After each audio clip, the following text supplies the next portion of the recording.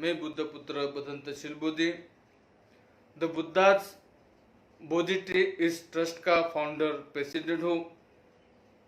पिछले कई सालों से बुद्ध धम्म संघ और बहुजनों की अम्बेडकर राइट मूवमेंट से जुड़कर समाज उन्नति का कार्य करते हुए आगे बढ़ रहा हूँ। संविधान, गढ़ किले, गुफाएं तथा महामानवों का स्मारकों का रक्षण करने हेतु सम्यक महाराष्ट्र न्यूज चैनल का चैनल प्रमुख बनकर मैं इस भारत देश में कार्य कर रहा हूँ।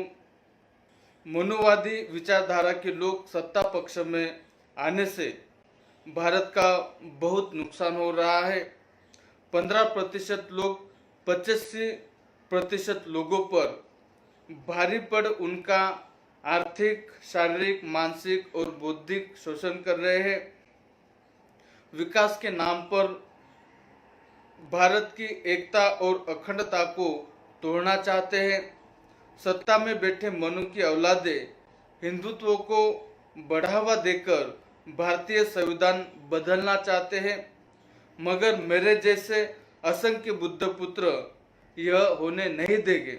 इसलिए जल्द से जल्द जिस राज्यों में इलेक्शन हो रहा है वहां से मनुवाद की विचारधारा को पालने वाले लोगों को इलेक्शन की जंग से बाहर निकाले।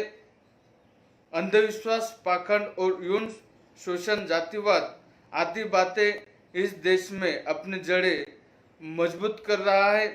अनेकता में विविधता और विविधता में अखंडता का पैगाम देने वाला संवैधानिक अधिकार, तत्व और मूल्यों का हनन इस देश में हो रहा है।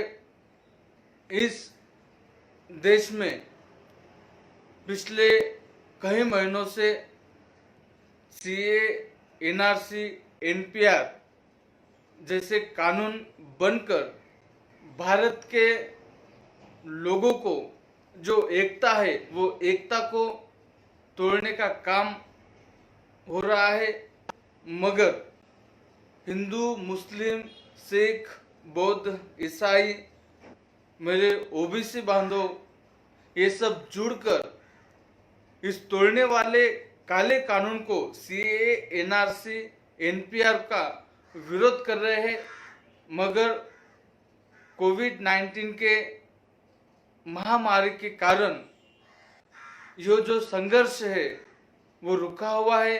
लेकिन ऑनलाइन के माध्यम से, सोशल मीडिया के माध्यम से यह प्रोटेस्ट चल रहा है। इसलिए सबसे पहले मैं दरख्वास्त करना चाहता हूँ कि मेरे मुस्लिम भाइयों ने इस देश को हिंदुस्तान कहकर नहीं बुलाना है। मनुवादी लोगों का यह संकल्प लिया है, आरएसएस ने लोगों ने यह संकल्प लिया है कि 2024 तक इस भारत देश को हिंदू राष्ट्र कहकर घोषित करना है, मगर इस देश को बनाने हेतु हिंदू, मुस्लिम, सिख, ईसाई इन सभी का खून यहाँ पे बहा है और इन सभी का खूनों से यह भारत बना है। तो इस भारत को हमेशा आप भारत ही कहकर पुकारना है।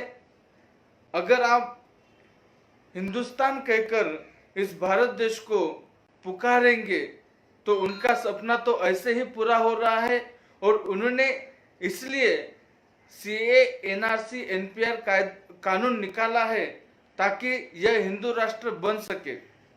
इसलिए जो एनआरसी, एनपीआर, सीए के प्रोटेस्ट में मेरे जैसे असंख्य बुद्ध पुत्र इसमें शामिल हो गए, मेरी पूरी कौम इसमें शामिल होगी, लेकिन मीडिया के माध्यम से दिखाया जा रहा है कि ये कानून केवल और केवल मुस्लिम के खिलाफ है और मुस्लिम भाईजन ही इसके विरोध में है। लेकिन मैं बताना चाहता हूँ कि इस कानून के खिलाफ सभी मेरे ओबीसी, मेरे कौम के लोग हिंदू, मुस्लिम, सिख, ईसाई सब लोग इस कानून के खिलाफ है, क्योंकि ये कानून असंवैधानिक है।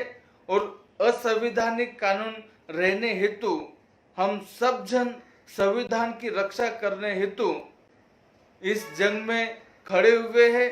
जो जो कानून संविधान तोड़ने के हेतु बनाया जाएगा, उस कानून के तोड़ने के हेतु, वो कानून खत्म करने हेतु हम रास्ते पे उतरेंगे। चाहे जो भी लड़ाई है, वो लड़ाई में हम शामिल होंगे। यही बात कहकर मैं मेरे बातों को पूर्ण विराम देता हूँ।